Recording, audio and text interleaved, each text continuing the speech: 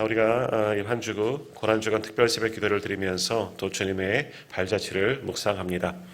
먼저 십자가를 앞두고 주님은 기도하셨습니다. 그리고 담대하게 나가셨고 어저께 나눈 말씀처럼 주님은 대제사장과 바리새인들, 유다 종교 지도자들이 보낸 자들에 의해 체포되고 가야바의 집에서 심판을 받으신 말씀을 보았습니다. 자, 오늘은 그렇게 주님의 심판을 받으실 때 주님의 예고의 말씀처럼 제자들이 모두 부인하고 도망치는, 베드로를 비롯한 모든 제자들이 도망치는 그런 내용들이 이제 나오는데, 먼저 주님은 그들에게 너희가 나를 다 버릴 것이다 하는 그런 예언의 말씀을 주십니다. 그것이 31절에서 35절까지의 말씀입니다. 주님은 이 바로 앞전에서 31절 이전의 말씀을 보면 마지막 만찬을 함께 나누셨죠. 유월절 식사, 제자들과 함께 유월절 식사를 함께 나누시고 그들의 발을 씻기시고 오늘 저는 기도해 주셨지만 또 제자들에게 말씀합니다. 너희가 다 나를 버리고 떠날 것이다 라고 말씀하셨습니다. 자, 근데 그것이 그 만찬 석상에서였는지 아니면 감난산으로 가는 도중이었는지, 이 감난산에 올라가셔서 하신 말씀인지는 정확하게 알 수 없지만, 그러나 제자들에게 이 말씀을 하신 이유는 뭐냐? 너희들이 나를 다 배신할 것이다. 그것을 말씀하시려고 하는 것이 아니라 앞으로 주님이 십자가를 지실 거니까 고난을 당할 때가 왔고 시험을 당할 때가 왔다. 제자들에게 가장 힘들고 어려운 순간의 때가 왔기 때문에 그것을 대비해라 라고 말씀하는 겁니다. 그러니 제자들과 함께 기도하러 겟세마네 동산으로 올라가시는 거죠. 우리가 첫날 말씀을 통해서 봉했지만 주님이 겟세마네 동산에 올라가신 이유는 뭡니까? 십자가를 앞에 들고 또 제자들에게도 시험에 들지 않도록 깨어 기도하라, 시험을 준비하라, 환난을 준비하라. 그렇기 때문에 겟세마네 올라가서 주님도 기도하신 겁니다. 주님도 인성을 갖추고 육신을 입으신 분이라 이 무거운 십자가 너무나 힘이 드셨기 때문에 기도하러, 시험에 들지 않도록 주님도 기도하시려고 겟세마네 동산에 올라가신 겁니다. 역시 마찬가지입니다. 제자들에게 너희가 다 나를 버릴 거다, 도망칠 거다 말씀하신 이유는 뭡니까? 단지 너희가 나를 다 배신할 거다, 그것을 이야기하는 것이 아니라 앞으로 환난이 있을 것이고 시험의 때가 있을 것이니 그것을 대비해라, 믿음을 지켜라 라고 말씀하는 거죠. 자, 주님이 이렇게 말씀하셨습니다. 31절 말씀을 한번 같이 읽어보도록 하겠습니다. 31절입니다. 그때에 예수께서 제자들에게 이르시되 오늘 밤에 너희가 다 나를 버리리라. 기록된 바 내가 목자를 치리니 양의 떼가 흩어지리라 하였느니라. 아멘. 오늘 주님이 말씀하십니다. 오늘 밤에 너희가 다 나를 버리리라. 기록된 바 내가 목자를 치리니 양의 떼가 흩어지리라. 여기 나오는 이 후반부의 말씀, 기록된 바 이하에 나오는 내가 목자를 치리니 양의 떼가 흩어지리라. 이건 스가랴에서 이미 예언된 말씀입니다. 스가랴 13장 7절 말씀에 카라 깨어서 내 목자, 내 짝된 자를 치라. 목자를 치면 양이 흩어진다. 여기서 목자는 악한 목자예요. 백성들을 온전히 양떼들을 올바른 길로 인도하지 못하고 있는 악한 목자를 말하는 거죠. 그러니까 이스라엘로 얘기하면 유대 종교 지도자들, 올바른 길로 가지 못하는 그들을 가리키는 것이죠. 그러면 그들이 하나님의 징계를 받고 그럼 목자 양들도 다 흩어지게 된다.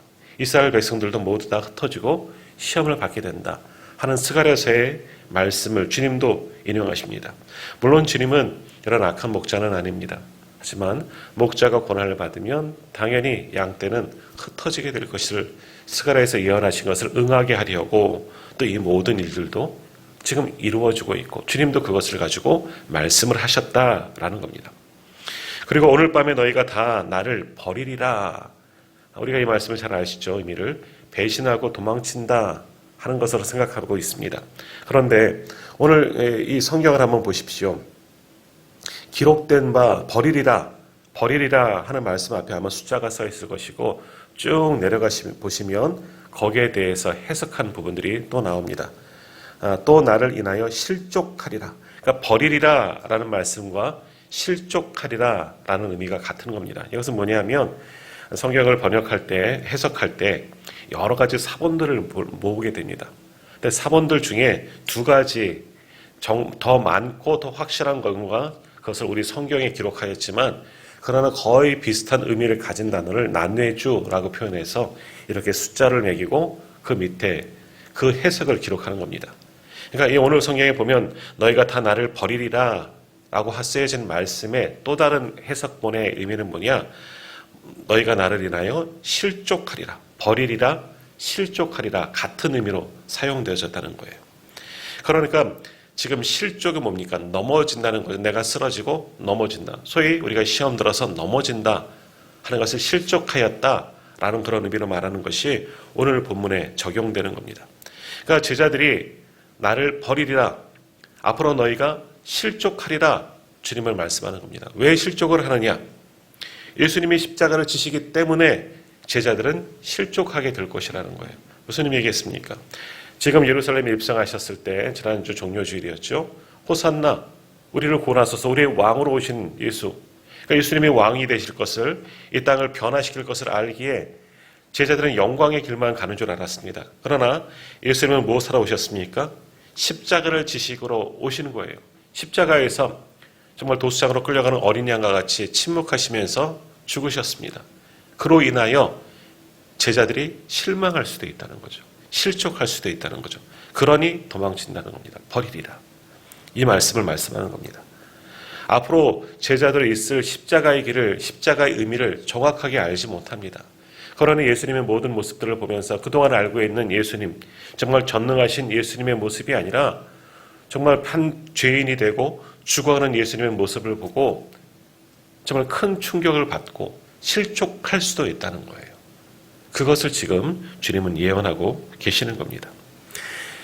제자들은 십자가의 길을 예수님은 가지만 전혀 알지 못하기 때문에 그저 영광의 길만 갈 줄 알았기 때문에 예수님의 십자가의 모습을 보고 십자가에 달리신 모습을 보고 크게 실망하고 시험에 들어 실족할 수가 있다.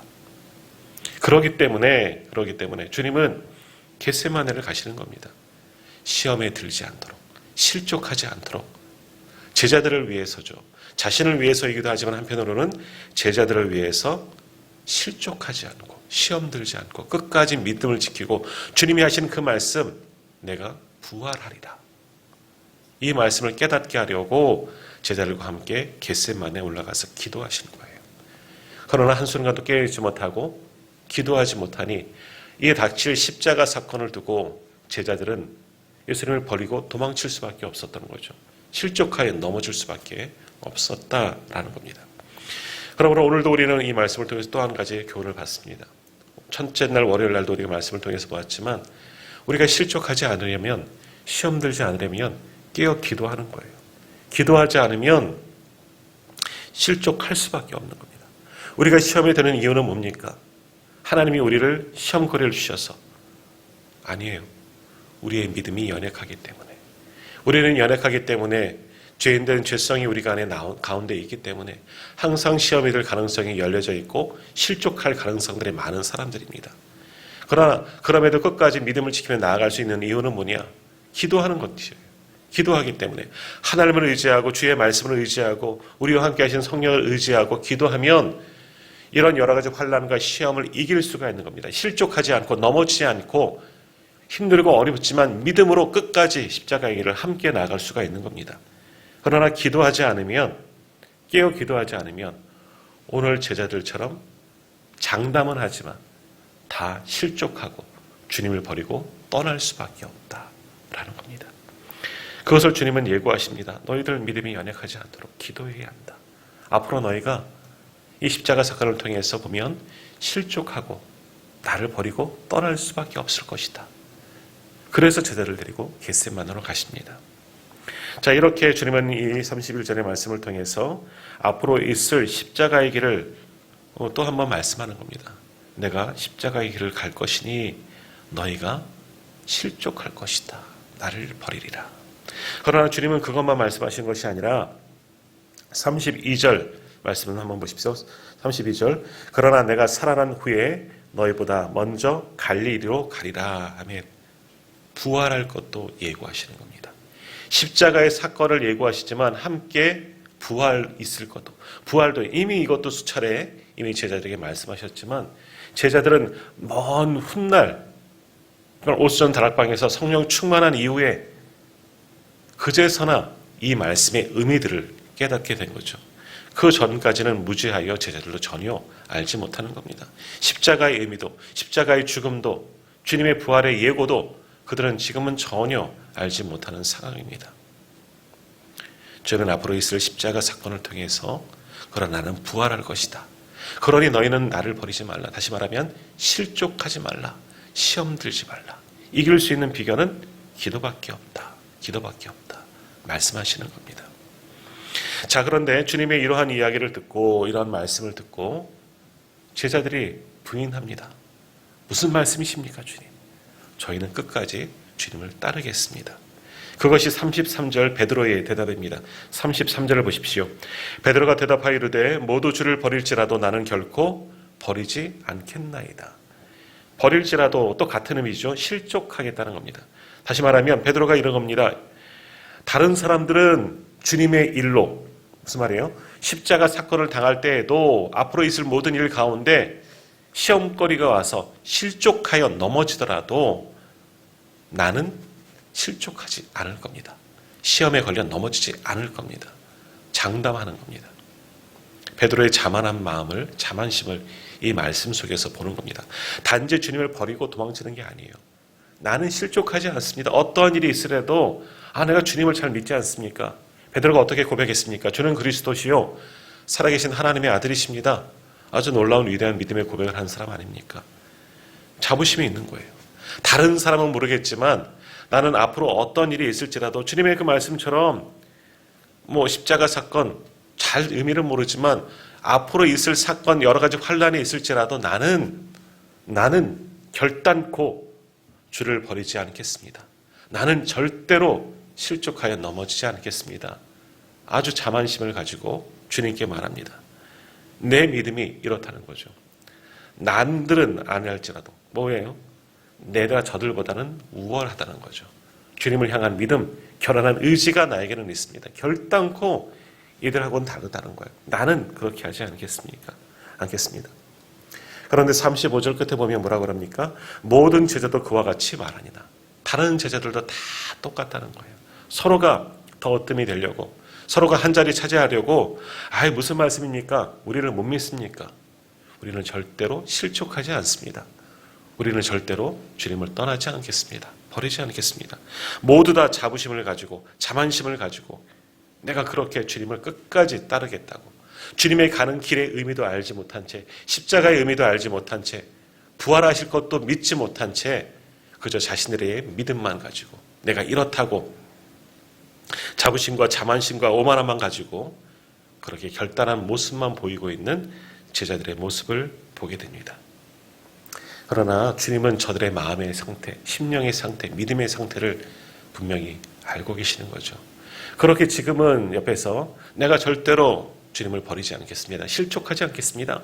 시험에 빠지지 않을 겁니다. 자부하고 있지만 그들을 칭찬하는 것이 아닙니다. 그래, 믿음을 지켜라. 말씀하지 않고 뭐라고 말씀하십니까? 34절 말씀 보십시오. 예수께서 이르시되 내가 진실로 내게 이르노니 오늘 밤 닭 울기 전에 내가 3번 나를 부인하리라. 진실로 말씀하는 겁니다. 너희가 다 나를 부인할 것이다. 닭 울기 전에 베드로에게만 말씀하지만 3번 나를 부인하리라. 너희가 그렇게 호언장담하지만 자부심을 가지고 자만심을 가지고 그렇게 나에게 담대하게 말하는 것 같지만 시험에 들지 않겠다고. 하지만 너희가 다 실족하고 시험에 걸려 넘어지고 다 나를 버릴 거다. 이 말을 기억해라. 그러니 겟세마네 가시면서 너희도 시험에 들지 않도록 기도하라. 주님은 그렇게 말씀하시는 거예요. 그러나 여전히 베드로를 비롯한 많은 제자들은 주님의 말씀을 부인합니다. 무슨 소리 하시냐고. 그래서 35절에 보면 이렇게 말하는 거죠. 베드로가 이르되 내가 주와 함께 죽을지언정 주를 부인하지 않겠나이다 하고 모든 제자도 그와 같이 말하니라. 베드로와 앞서서 서로 맞다퉈 이야기하는 겁니다. 내가 주님과 함께 죽을지언정 주님의 가시는 길이 죽음의 길이라도 우리는 따라가겠습니다. 시험에 걸려 넘어지지 않겠습니다. 실족하지 않겠습니다. 주님을 버리고 도망치지 않겠습니다. 장담하고 있는 겁니다. 굉장한 자부심이 보여지지만 그러나 우리가 아시는 것처럼 결코 그들은 다 버리고 도망갔습니다. 어제 우리가 말씀을 보았던 것처럼 56절 끝에 보면 다 예수를 보고 도망가니라. 제자들이 다 예수를 보고 도망하리라. 시험에 걸려 넘어지고 실족하고 말았다는 거죠. 기도하지 않았기 때문에 결국 이와 같은 일이 이루어지는 겁니다. 자, 이 말씀을 보면서 우리가 깨달아야 합니다. 우리가 믿음 생활하는 것, 우리의 신앙은 자부심으로, 자만심으로 하는 게 아닙니다. 오직 주님의 말씀을 의지해야 하는 겁니다. 주님께 기도해야 하는 겁니다. 그래야지만 주님을 따를 수가 있는 거죠. 그것이 주님의 말씀하시는 자기 부인입니다. 나를 부인하는 겁니다. 나를 부인한다는 게 뭐냐? 내가 가지고 있는 이 교만함, 내가 가지고 있는 영적 이 교만함, 그리고 내가 믿음 좋다고 생각하는 이 오만함, 이런 거를 버리는 것이 자기 부인인 거예요. 아무도 장담할 수가 없는 거죠. 정말 가장 어려울 때에 우리의 믿음은 반드시 드러나게 되는 겁니다. 그때에도 끝까지 믿음을 지키는 자가 정말 믿음이 좋은 자이죠. 오늘 제자들 보십시오. 나는 결코 주를 버리지 않겠습니다. 죽을지언정 주님의 뒤를 따르겠습니다. 실족하지 않겠습니다. 시험 들지 않겠습니다. 자신들의 믿음이 좋은 것처럼 자부하고 있습니다. 그러나 그것이 믿음이 아니에요. 그것은 허황된 믿음인 거죠. 거짓 믿음인 겁니다. 바로 위기의 순간에 다 버리고 실족하여 넘어진 제자들의 모습을 보게 됩니다. 그러지 않기 위해서는 주님의 말씀을 붙잡고 나아가는 거예요. 기도하는 겁니다. 그 말씀을 붙잡고 기도하는 거예요. 기도하지 않고 주님의 말씀을 의지하지 않고 주의 성령의 도우심을 받지 않고는 결코 우리의 믿음을 지킬 수가 없다는 겁니다. 우리는 너무나 연약한 자들이기 때문에. 주님도 인간의 몸을 입으셨기 때문에 이 잔이, 하나님의 진노의 잔이, 십자가가 지나가게 하실 수만 있다면 그렇게 기도하지 않으셨습니까? 주님도 그러셨는데 하물며 우리는 어떻겠습니까? 하나님의 말씀을 붙잡고 기도해야 되는 거예요. 그렇지 않으면 결코 우리의 믿음을 지킬 수가 없습니다. 환난의 순간에 이 믿음이 나타난다는 거죠. 그때 우리의 믿음이 정말 보여드리려면 끝까지 하나님의 말씀만 의지하고 나를 부인하고 나는 연약한 자입니다. 그러니 주여 붙들어 주십시오. 흔들리지 않고 실족하고 시험에 걸려 넘어지지 않도록 주의 성령으로 우리를 붙들어 달라고 끊임없이 기도해야 하는 겁니다. 그렇지 아니하고는 제자들처럼 실족하여 넘어지고 주를 버리고 배반하고 다 도망칠 수밖에 없는 거죠. 믿음이고 뭐고 나살 끌고 다 팽개치고 도망가는 자들이 오늘 우리가 될 수 있다는 것을 반드시 기억하시길 바랍니다. 내 믿음 자부하지 마십시오. 내 믿음의 연조가 내가 받은 직분이 내 믿음을 표시하는 게 아니에요. 정말 끝까지 주님의 말씀을 의지하고 기도하는 것으로 내 믿음을 보여주는 겁니다. 자, 결국 주님께서는 이렇게 예고하셨지만 제자들은 부인하죠. 아니에요. 무슨 소리입니까? 우리는 결단코 주님을 버리지 않겠습니다. 우리는 결코 죽을지언정 시험에 들지 않고 실족하지 않고 넘어지지 않겠습니다. 하지만 어제 보았던 말씀처럼 56절 이에 제자들이 다 예수를 버리고 도망하였다라고 말씀합니다. 그리고 오늘 우리가 두 번째로 읽었던 69절 이하의 말씀에 보면 제자들을 대표하여 베드로의 모습이 실족하여 넘어진 베드로의 모습이 나옵니다. 먼저 우리가 아시는 것처럼 베드로는 예수님의 체포당할 그 현장에 쫓아가기는 하죠. 멀찍이 서서 두렵기 때문에 멀찍이 서서 앞으로 어떻게 일이 이루어지는 것일까? 감히 나서지도 못하고 조금 전 칼을 빼어들기도 하고 자부했었지만 멀찍이 서서 따라가다가 3번이나 부인한 것. 주님의 말씀하신 그대로 이루어지는 것을 보게 됩니다. 먼저 69절 말씀을 보면 베드로가 바깥들에 앉아있죠. 자, 한번 생각해 보십시오. 지금은 제사장의 집에, 가야바의 집에서 재판이 이루어지고 있습니다. 어제도 말씀드린 것처럼 유대 재판은 예루살렘 성전 안에서 하나님 앞에서 이루어지지만 너무나 급한 나머지 밤에는 성전에 갈 수 없기에 대제사장 가야바의 집에서 재판이 이루어지는 겁니다. 이것조차도 불법이라 말씀을 드렸습니다. 자, 그 상황입니다. 예수님은 가야바의 집에서 신문을 받고 바깥들, 아마 제사장의 집이어서 아마 바깥이 보이는 바깥에서 그것을 멀찍이 사람들도 많이 왔던 것이죠. 둘러서 그 사람들 무리에 숨어서 아마 얼굴도 가리고 숨어서 보겠죠. 그리고 주님이 어떻게 되려는지 멀찍이 서서 보고 있습니다. 이미 실족하여 넘어진 베드로의 모습입니다. 그때 한 여종이 나와 이르죠. 너도 갈릴리 사람 예수와 함께 있었도다. 여기서 갈릴리 사람이라는 것은 예수님이 저 북쪽에 갈릴리에서 활동했기 때문에 갈릴리 사람이다라고 이야기하는 것이 아니라 조롱하는 겁니다. 갈릴리 촌사람이라고. 갈릴리 촌사람들이 모욕하고 경멸하는 그런 말인 거죠. 너도 갈릴리 사람 아니냐? 갈릴리 사람 예수와 함께 있던 자가 아니냐? 베드로가 깜짝 놀라죠. 아마 변장하고 얼굴을 가리고 왔는데 누가 알아본 거죠. 왜 못 알아보겠습니까? 예수님 옆에서 그렇게 설치고 활동하던 베드로가 있었는데 왜 누가 못 알아보겠습니까? 그러자 그 여종의 이야기를 듣고 베드로가 이야기합니다. 70절 보십시오. 베드로가 모든 사람 앞에서 부인하여 이르되 나는 내가 무슨 말을 하는지 알지 못하겠노라. 부인하였다.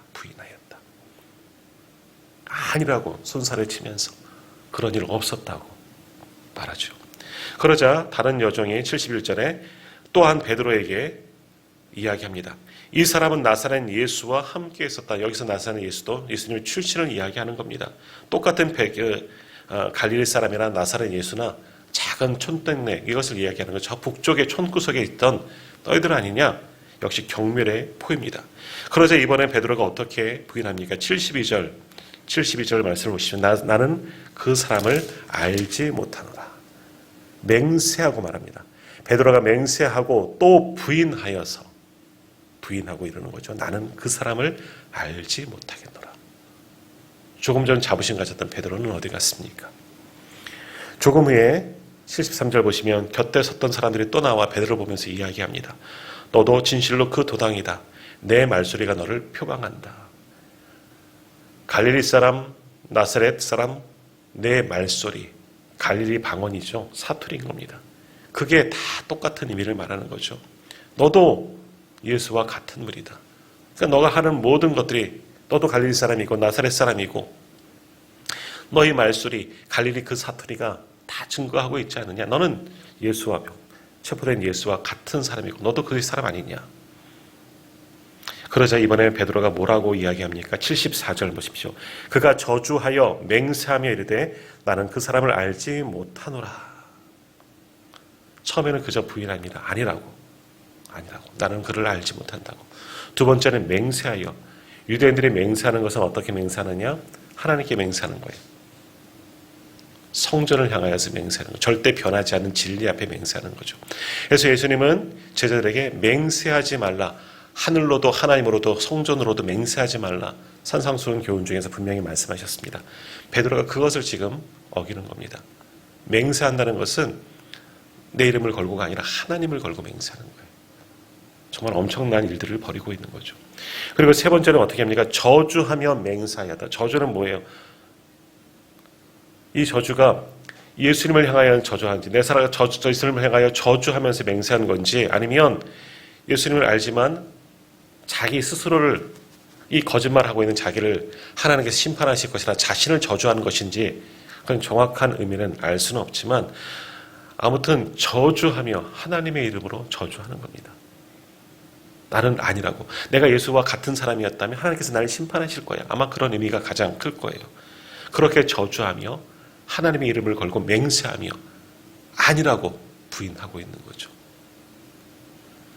바로 조금 전만 해도 결단코 주와 함께 죽을지언정 이것도 맹세 아니겠습니까? 하나님의 이름을 걸고 주님의 이름을 걸고 맹세하면서 나는 결코 주님을 버리지 않겠습니다. 시험 들지 않고 실족하여 넘어지지 않고 주를 떠나지 않겠습니다. 장담했던 베드로, 자신감에 충만했던 베드로. 그러나 이 여종들의 말을 보고 사람들의 모습을 보고도 주님을 저주하고 맹세까지 하면서 부인하고 있는, 세 번이나 부인하고 있는 이 베드로의 모습, 얼마나 연약한 자인지. 그러므로 우리의 믿음을 누구도 자만할 수가 없는 겁니다. 가장 환난할 때, 환난의 순간이 오면 오늘 우리도 베드로처럼 저주하고 맹세까지 하면서 부인할 수가 있다는 거죠. 실족하여 넘어질 수가 있다는 겁니다.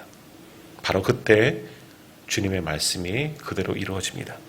다시 한번 74절 끝에 74절 보십시오. 그가 저주하여 맹세하여 이르되 나는 그 사람을 알지 못하노라 하니 곧 닭이 울더라. 곧 닭이 울더라.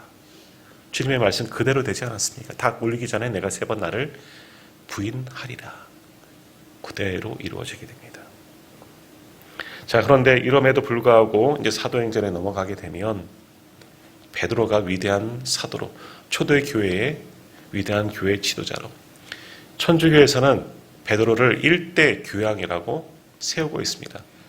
바티칸에도 교황 명단에 쭉 적혀 있는 곳에 맨 위에 베드로의 이름이 있습니다. 그렇게 위대한 베드로가 될 수 있었던 이유가 뭐냐? 바로 75절의 말씀이 있었기 때문입니다. 75절을 우리 한번 같이 읽도록 하겠습니다. 75절입니다.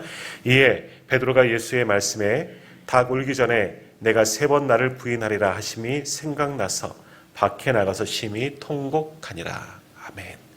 여기에 힌트가 있습니다. 저주하며 맹세까지 하면서 3번이나 부인했지만 그래도 베드로가 위대한 주님의 사도로 다시금 돌아올 수 있었던 이유가 바로 여기에 있습니다. 주님의 말씀이 생각이 났고 밖으로 나갔고 심히 통곡하였다. 회개하였다라는 겁니다. 베드로는 지금까지 자신의 믿음으로 살았습니다. 자부심을 가지고 자만심을 가지고 내가 예수님의 수제자이고 내가 믿음 좋은 줄 알았던 그런 베드로였지만 환난의 순간에, 가장 어려운 순간에 아무것도 아닌 자신의 모습을 돌아봅니다. 얼마나 부끄러웠을까? 찔림이 있지 않았을까? 예수님의 말씀이 저는 딱 맞은 거예요. 닭 울음소리를 듣고 아차 싶었고 주님의 말씀이 생각이 났다는 거죠. 닭음 소리가 들렸는데도 생각이 나지 않은 사람들도 있을 거예요. 깨닫게 하였는데도 전혀 깨닫지 못하는 사람도 있습니다. 하지만 베드로가 나은 것은 생각이 났다, 깨닫게 되었다라는 겁니다. 자, 오늘 우리도 이 모습이 필요한 거예요. 하나님의 말씀을 듣고 하나님의 말씀을 묵상하면서 하나님의 말씀을 읽으면서 또한 사람을 통해서 환경을 통해서 하나님의 말씀이 우리에게 들려지게 되면 다시 말해 우리로 깨닫게 하시면 돌아와야 되는 거예요. 여러 가지 것들로 특히 말씀으로 우리를 깨닫게 하시고 하나님께 때로는 야단치시는데 그럼에도 불구하고 그 말씀을 깨닫지 못하면 생각나지 못하면 다시금 돌아올 기회가 전혀 없는 겁니다. 깨닫게 되면 오늘 베드로처럼 밖으로 나가게 되는 것이고 죄된 곳에서 벗어나게 되고 통곡하는 것, 회개할 수 있는데 주님의 말씀을 깨닫지 못하고 기억하지 못하고 알아채지 못하면 그 다음 일들도 이루어지지 못하는 겁니다. 베드로가 그래도 그나마 나은 모습은 주님의 말씀이 생각이 나는 겁니다. 자, 이 말씀을 잘 기억하시고 다시 한번 말씀을 보십시오. 75절 끝에 생각나서 밖에 나가서 심히 통곡하니라. 이 말씀이 굉장히 중요한 말씀입니다. 베드로의 돌아올 수 있는 3가지 행동의 모습입니다. 첫 번째는 생각이 났다 말씀합니다. 닭 울음소리를 듣고 주님의 말씀이 생각이 난 겁니다. 기억나지 않을 수도 있었는데 말씀이 생각났다는 것은 주님의 말씀을 기억하고 주님께 가까이 그래도 나가 있다는 거죠. 그 말씀이 베드로 속에 있었다는 거예요. 우리도 마찬가지입니다. 하나님의 말씀을 듣고 하나님의 말씀을 읽으면서도 생각나지 않으면 그건 문제 있는 거예요. 하나님의 말씀을 기억하지 못하고 있으면 내 믿음이 온전한 믿음이 아니라는 거예요.